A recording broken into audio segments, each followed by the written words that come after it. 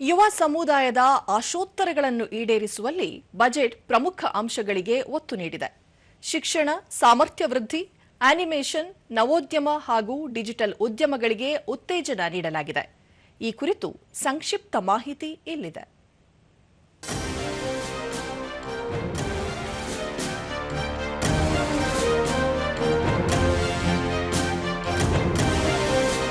ಈ ಬಾರಿಯ ಬಜೆಟ್ ಯುವಶಕ್ತಿ ಚಾಲಿತ ಬಜೆಟ್ ಆಗಿದ್ದು, ಶಿಕ್ಷಣ, ಕೌಶಲ್ಯ, ಸೃಜನಶೀಲ ಕೈಗಾರಿಕೆಗಳು ಮತ್ತು ಉದ್ಯೋಗ ಮಾರ್ಗಗಳ ಮೇಲೆ ಗಮನ ಹರಿಸಲಾಗಿದೆ.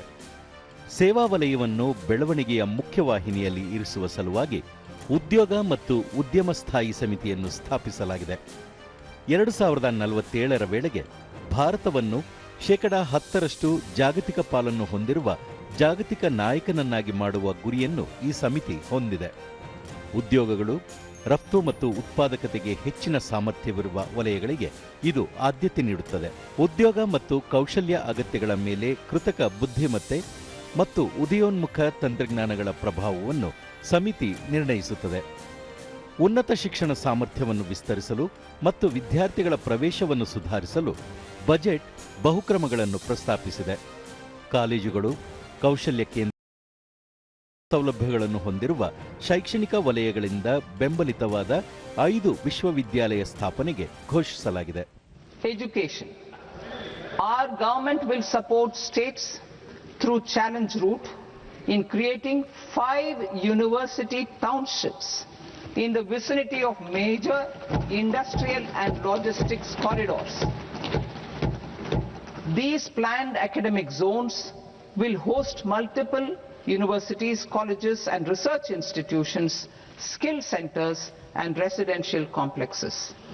In higher education, STEM institutions, prolonged hours of study and laboratory work pose some challenges for girl students.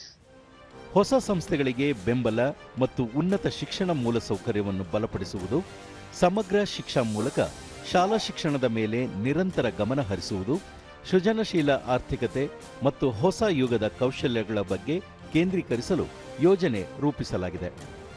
Animation, ದೃಶ್ಯ ಪರಿಣಾಮಗಳು, ಗೇಮಿಂಗ್ ಮತ್ತು ಕಾಮಿಕ್ಸ್ ವಲಯದ ಬೆಳವಣಿಗೆಗೆ ಬಜೆಟ್ನಲ್ಲಿ ಒತ್ತು ನೀಡಲಾಗಿದೆ.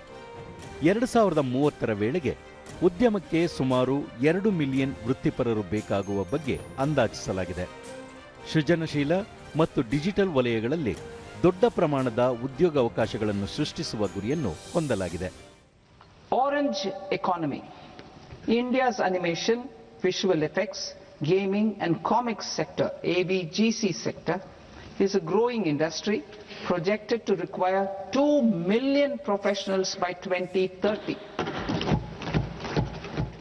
ಮುಂದಿನ ದಶಕದಲ್ಲಿ ಕ್ರೀಡಾ ವಲಯವನ್ನು ಪರಿವರ್ತಿಸಲು ಖೇಲೋ ಇಂಡಿಯಾ ಮಿಷನ್ ಅನ್ನು ಪ್ರಾರಂಭಿಸುವುದಾಗಿ ಹಣಕಾಸು ಸಚಿವರು ಘೋಷಿಸಿದರು.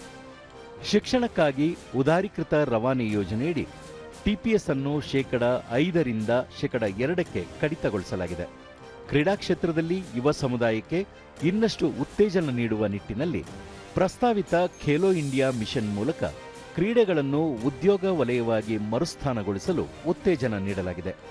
ಇದು ತರಬೇತಿ, ಕ್ರೀಡಾ ವಿಜ್ಞಾನ ಸ್ಪರ್ಧೆಗಳು ಮತ್ತು ಮೂಲಸೌಕರ್ಯಗಳನ್ನು ನಿರ್ಮಿಸುವ ಗುರಿಯನ್ನು ಹೊಂದಿದೆ.